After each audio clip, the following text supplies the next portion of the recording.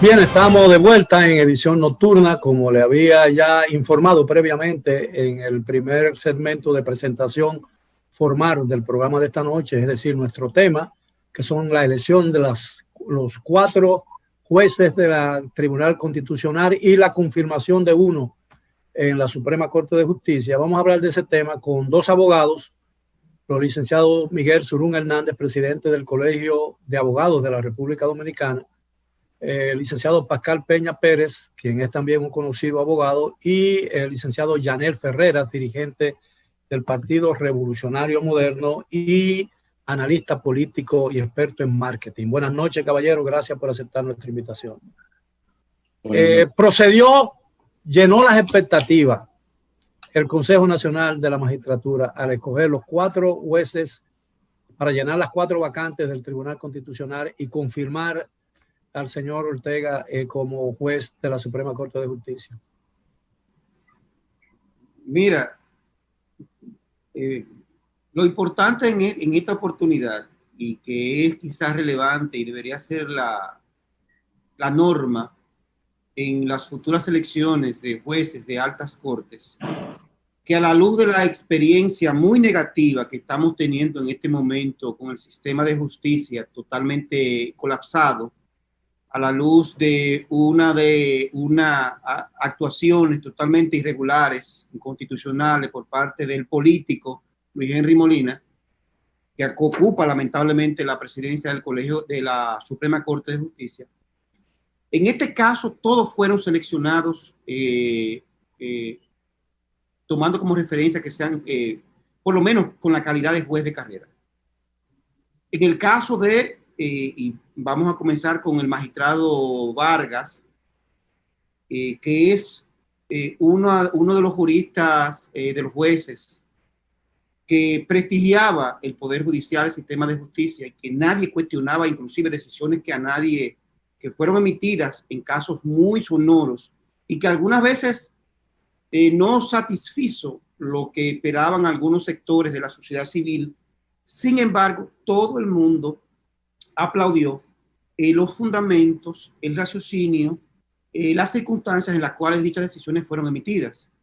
Y para muestra basta un botón, la reciente decisión en el caso de Odebrecht, donde estableció la inadmisibilidad de la objeción que interpuso el Ministerio Público ante un caso donde todos esperábamos que finalmente se aperturara.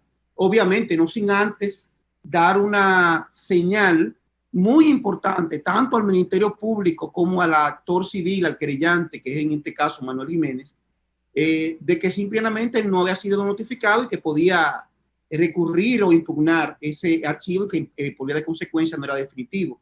Ninguno de los dos. En los demás casos se trata de jueces de carrera, jueces que tienen una hoja de vida incuestionable, ni hablar de jueces de corte. En el caso del magistrado Ortega, es una persona que todos admiramos, todos aplaudimos todo su historial, a pesar de que, porque no todo es color de rosa en la vida, cuestionamos o nos llama la atención su pasividad ante lo que está ocurriendo con el abuso indiscriminado de servidores judiciales y de jueces.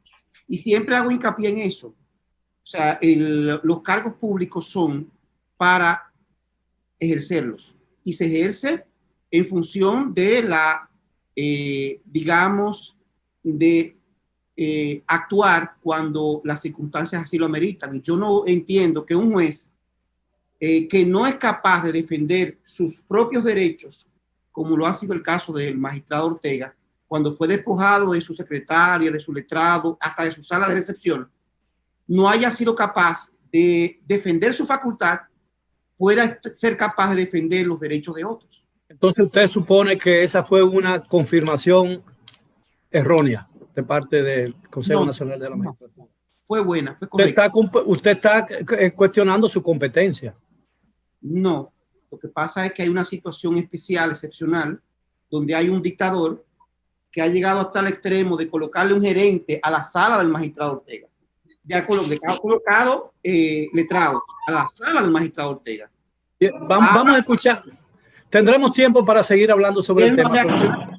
Pero si usted me permite, señor presidente del colegio, vamos a escuchar la opinión del licenciado Pacar Peña Pérez y luego volvemos con el señor Ferreras y luego volvemos con usted.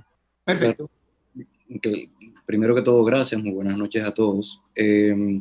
Por supuesto, la valoración que podamos tener con respecto a los jueces hoy elegidos puede variar y va a variar, por supuesto, de las vivencias o experiencias que cada uno tengamos. Sin duda, todos los jueces elegidos hasta el momento son personas que tienen méritos. Algunos, insisto, han estado en el tren judicial al momento de ser elegidos.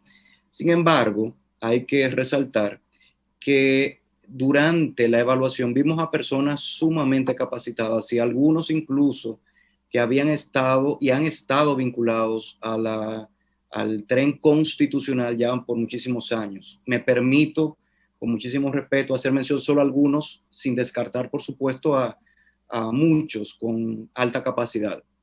Julio Rojas, que es el secretario del Tribunal Constitucional, Bernabel Morissette, Claudio Aníbal Medrano, son personas, son profesionales que enaltecerían, por supuesto, a la alta corte. Hay, insisto, todavía un gran trayecto que debemos poco a poco ir enarbolando, y es básicamente ir creando cortes con personas preparadas en la materia correspondiente. A lo mejor, así como se ha estado hablando el magistrado Ortega, lo más natural hubiera sido verlo en su momento, por ejemplo, en la Cámara Penal de la Suprema Corte de Justicia.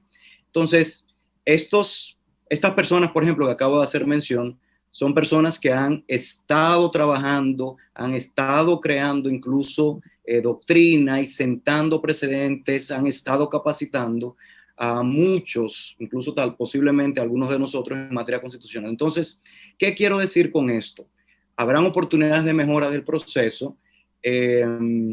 Lo que sí debe esperarse eventualmente es que la transparencia de los procesos se mantenga, y no solamente la transparencia en lo que se refiere a visibilizar las evaluaciones, sino la elección en sí misma. Creo que hace un momento hablábamos de que habrán tal vez algunos de los jueces que fueron elegidos y que ya tal vez había una... Fuera de cámara, ¿no? ¿Perdón? Fuera de cámara. Sí, fuera de cámara, que tal vez había una predisposición. Hay, por ejemplo, la magistrada Ulises, para mí es una excelente elección porque, bueno, recientemente era hasta hace muy poco embajadora, pero había estado en el tren judicial, la Corte Civil, por muchísimos años. Son personas con una capacidad y un conocimiento del tren judicial, insisto, que pueden aportar mucho. Y esperamos y confiamos, por supuesto, que harán un gran trabajo. Vamos a escuchar la opinión del señor Yanel Ferreras antes de formularle algunas preguntas que han sido objeto de mucha controversia en el ámbito político y social dominicano en las últimas semanas relacionadas con la elección de las altas cortes. Señor Ferreras. Bueno, desde los aspectos políticos, yo pienso que el presidente de la República, como máxima figura del Consejo Nacional de la Magistratura, él abogó en campaña en tener una justicia independiente, y eso conllevaba la elección de los miembros de las altas cortes. Y yo pienso que la promoción de esos nuevos 4 jueces en términos sociales han llenado las expectativas del pueblo dominicano. ¿Por qué? Son personas capacitadas con una hoja de vida sin tachadura. Ahora, la justicia independiente no debe ser solamente independiente de lo político. Aquí hace falta tener una justicia independiente también del ámbito empresarial, de los poderes económicos, incluso de algunos sectores eclesiásticos. Ahora, la elección de los 4 miembros que van a elevar al Tribunal Constitucional, yo creo que ha sido una elección correcta. En el caso del juez José Alejandro Vaga Guerrero, era de carácter muy personal, de que hubiera ido mejor a la Suprema Corte de Justicia, por ejemplo. Sin embargo, no deja de ser el juez más popular por la forma llana en que él se expresa a través de sus sentencias dentro del tribunal que le corrió trabajar durante mucho tiempo. Así que la población en sentido general ha visto como bueno y válido la elección de esos 4 miembros. Ahora le corresponde a ellos demostrar desde esta posición lo que todos aspiramos en una sociedad moderna, que es una justicia más que independiente, igualitaria, que pueda medir al blanco y al negro, al gordo y al flaco, al rico y al pobre de la misma manera.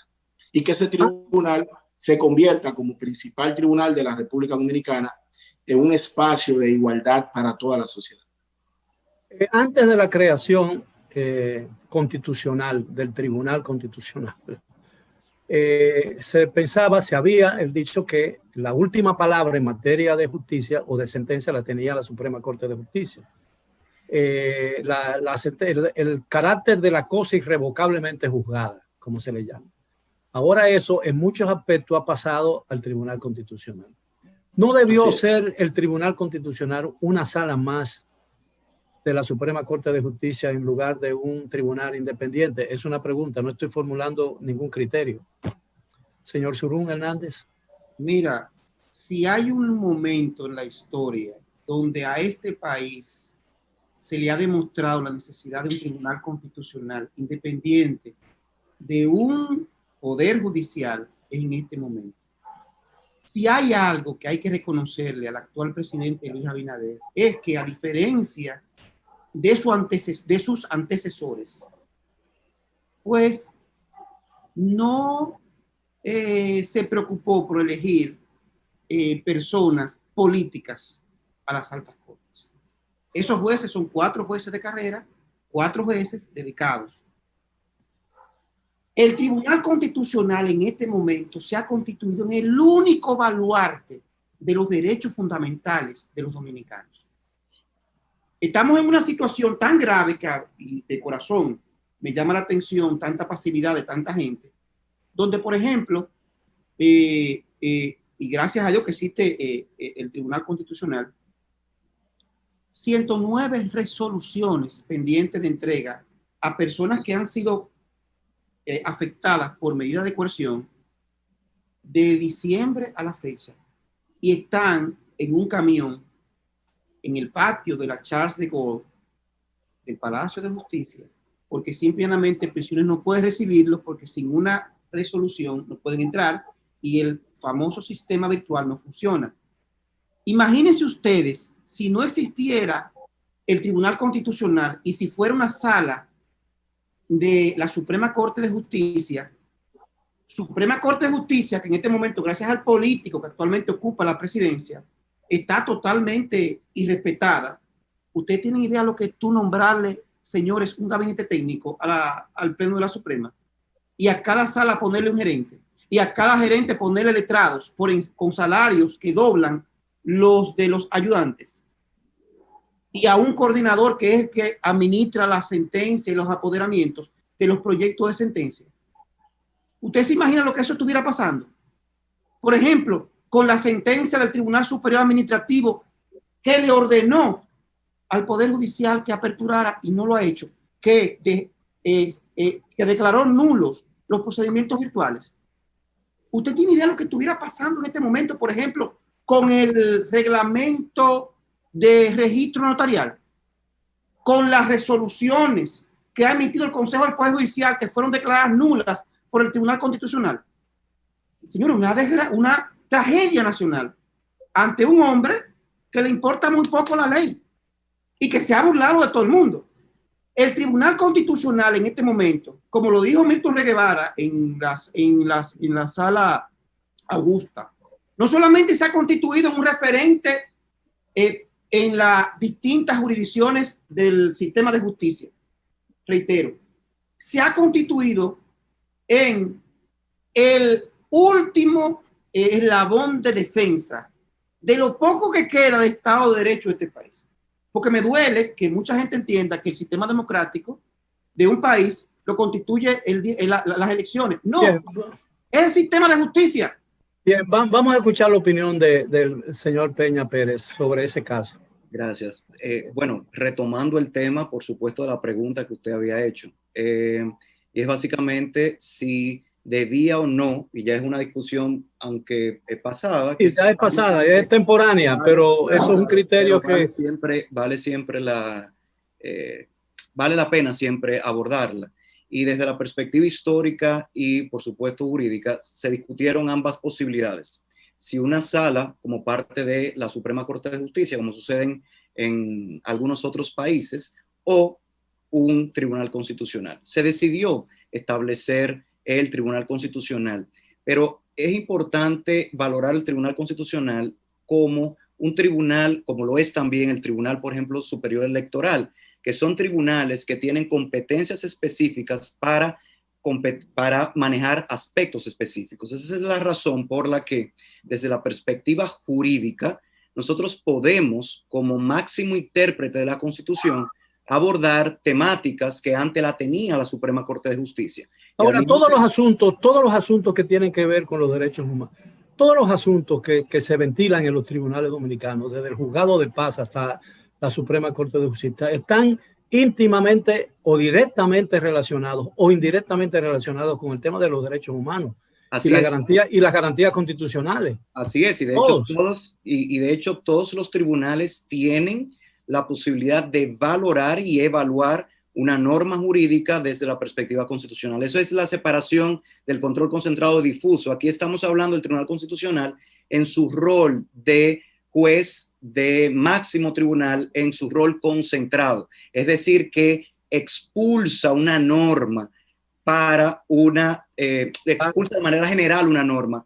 Vamos a utilizar un término religioso. La sentencia del Tribunal Constitucional establecen dogmas en materia constitucional, ¿no es cierto? Porque tiene la última palabra. Así es, como máximo. Y son irrevocables.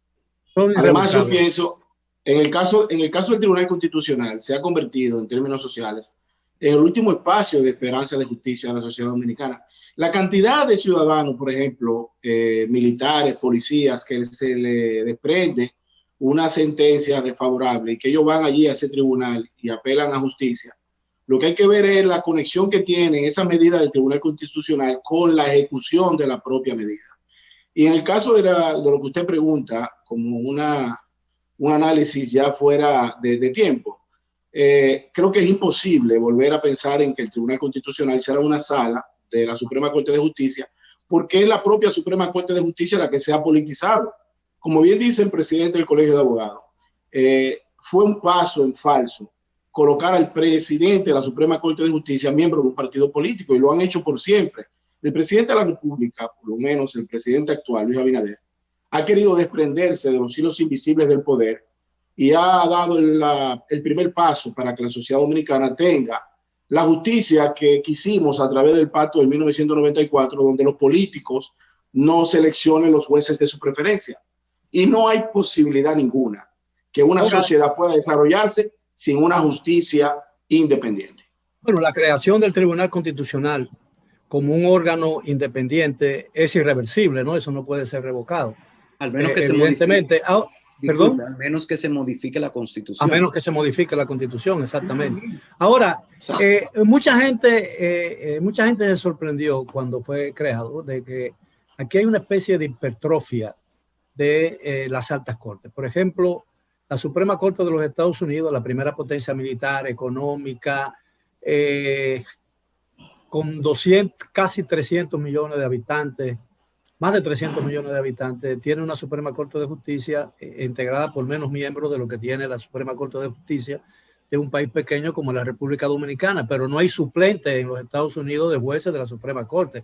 Aquí hay 16 miembros, jueces de la Suprema Corte, me parece exagerada la nómina, con sus respectivos suplentes. Y lo mismo ocurre con el Tribunal Constitucional, 13, que no puede, cuyas sentencias requieren lo que se llama una mayoría cualificada, no un 7, una mayoría simple. Es decir, no entorpece eso, no dilata la marcha de la justicia, esa esa, diría yo, burocracia judicial en las altas cortes. Es decir, 16 miembros de la Suprema Corte de Justicia, jueces, perdón, 13 jueces del Tribunal Constitucional, ¿no son demasiados para un país tan pequeño?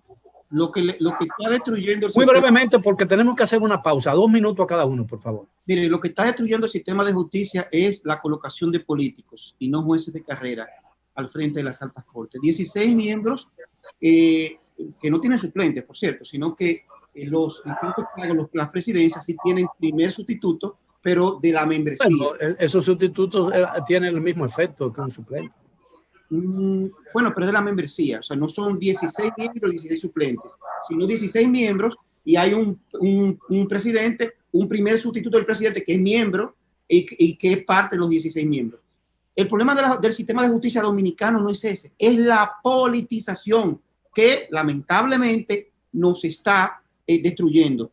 Y me trae, y estoy totalmente de acuerdo con la posición de uno de los entrevistados que estuvo hablando de que hay que evitar las influencias, no solamente políticas, sino económicas.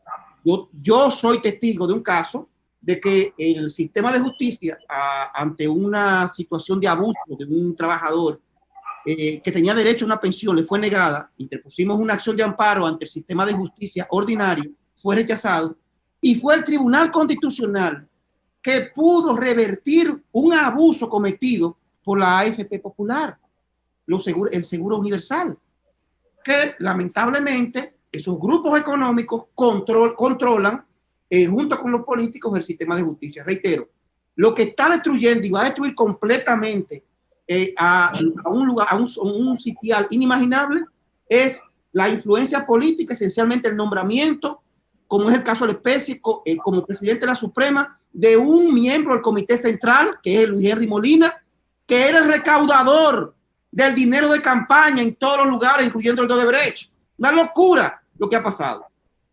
Bueno, yo no quiero reducir esto a confrontaciones de carácter personal ni nada de eso, ¿no? Tú me puedes la verdad, todo lo que he dicho lo he dicho de verdad. Él era el asesor del señor Tommy Galán. Sí, está bien, pero... Exactamente, ahora, perdón. No, que el tema que nos ocupa de las altas cortes, y es muy válido y retomo, de lo único tal vez que comparto de lo que ha comentado el señor Surún, que el sistema de las altas cortes debe alejarse del partidarismo, porque en cuanto a políticos, todos somos políticos, todos tenemos y ejercemos un rol político de una manera. Pero el Consejo Nacional de la Magistratura es un órgano político, integrado por políticos. Político en ejercicio. Así es. Político en ejercicio. ¿Cómo podemos pretender? Hay que ser muy ingenuo para creer que un órgano político integrado por políticos activos que ejercen funciones públicas y pertenecen a partidos políticos no van a tener decisiones cuando se reúne el Consejo de la Magistratura. Sus decisiones no van a tener un carácter o un sentido político, lo cual yo no critico porque es un órgano político y la justicia es un órgano político. No es cierto. El Poder Judicial. Lo que pasa es que aquí se ha vendido la idea, la falsa idea a nivel de marketing, de que lo que es político es lo partidista. Pero aquí hay grupos, como dice Surún, que hay que recordarle a Surún también en su momento. Él fue compañero de ese presidente de la Suprema Corte de Justicia. Tuvieron vínculos cercanos. Ahora, no se trata de tocar con guitarra. No hay peores enemistades que aquellos que fueron en una oportunidad socios de algún negocio. Si ustedes me lo permiten, tenemos que hacer una breve pausa, con el permiso de ustedes, por supuesto, y regresamos después de ella. A los amigos televidentes, continúen con Edición Nocturna. Estamos tratando un tema de la mayor importancia para la República Dominicana, como es el funcionamiento de las altas cortes y el problema de la justicia. Regresamos después de la pausa.